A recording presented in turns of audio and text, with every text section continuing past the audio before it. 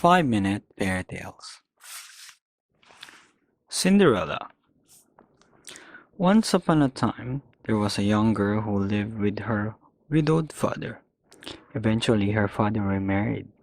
His new wife had 2 daughters of her own. She was mean and spiteful to the young girl, and so were her daughters. They made the girl do all the housework, eat scraps, and sleep by the fireplace among cinders and ashes. Because she slept in the cinders, they call her Cinderella. One day, a letter arrived from the palace.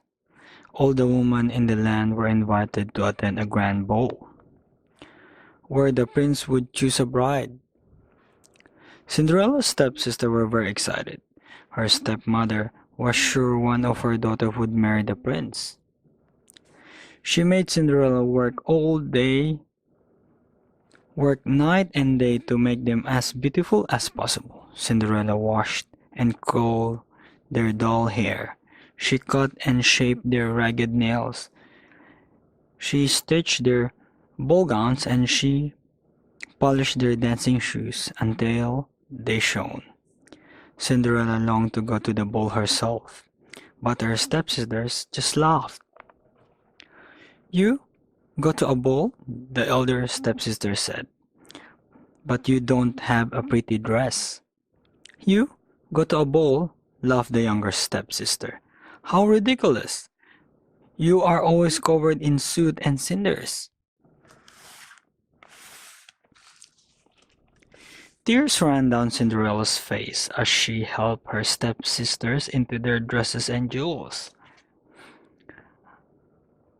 At last they left for the ball. Cinderella sat alone by the fireplace. She cried and cried. "If only I could go to the ball," she said through her tears, "and be happy for just one night. So I wish I could go." Cinderella had barely finished speaking when there was a sparkle of light in the dull kitchen, and there stood a fairy. "Don't be afraid, my dear. I am your fairy godmother," the fairy said, "and you shall go to the ball."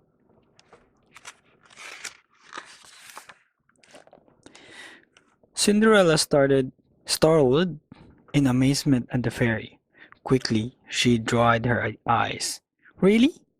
Can I really go to the ball?"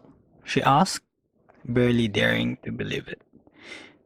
"If you do as I say, all will be well," the fairy answered. "I'm used to do as I am told," Cinderella sniffed. The fairy godmother told her to bring a pumpkin, 4 white mice, and a black rat. Cinderella hurried to the garden and to pick up a pumpkin. She found 4 mice in the kitchen. She caught a rat sleeping in the barn. With a wave of the fairy's wand, the pumpkin turned into a gleaming golden coach. Cinderella gasped in astonishment. "It's beautiful," she said. "But who will drive it?" The fairy waved her wand again, and the 4 mice became 4 handsome white horses. She waved her wand a 3rd time, and the rat turned into a tall coachman. "How wonderful!" Cinderella cried. "But I can't go to the ball with these rags." "And you won't go in the rags," her fairy godmother said. She waved her wand, and Cinderella's rags turned into a beautiful ball gown. Glittering glass slippers appeared on her feet. Cinderella looked lovely. "Now, off you go," her fairy godmother said. "But remember, all this will vanish at midnight, so make sure you are home by then." Cinderella climbed into the coach, and it whisked her away to the palace. She had never been happier.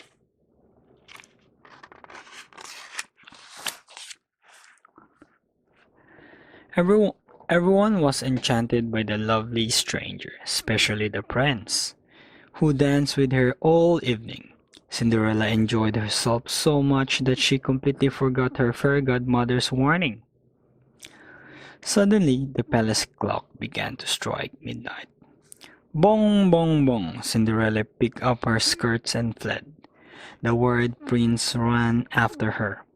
Bong, bong, bong! She ran down the palace steps. She lost one of her glass slippers on the way, but she didn't dare to stop. Bong, bong, bong!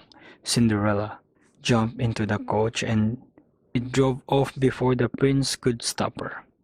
Bong, bong, bong! On the final stroke of midnight, Cinderella found herself sitting on the road beside a pumpkin. Four white mice and a black rat scrambled around her. She was dressed in rags and had only a single glass slipper left from her magical evening. Even if it was a dream, she said to herself, it was a perfect dream.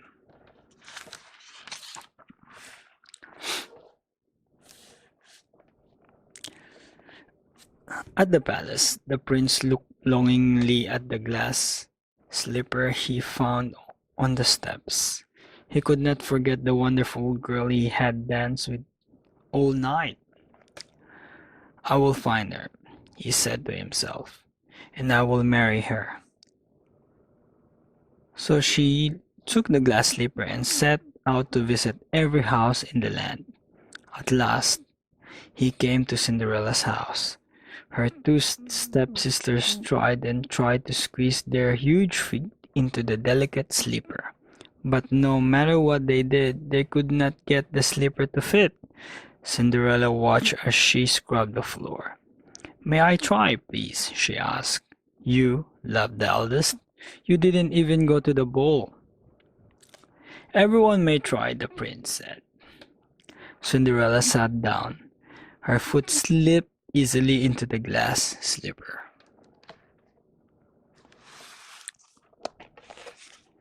The prince took Cinderella in his arms. You're the one, he said. Will you marry me, please? Cinderella's stepmother and stepsister were furious.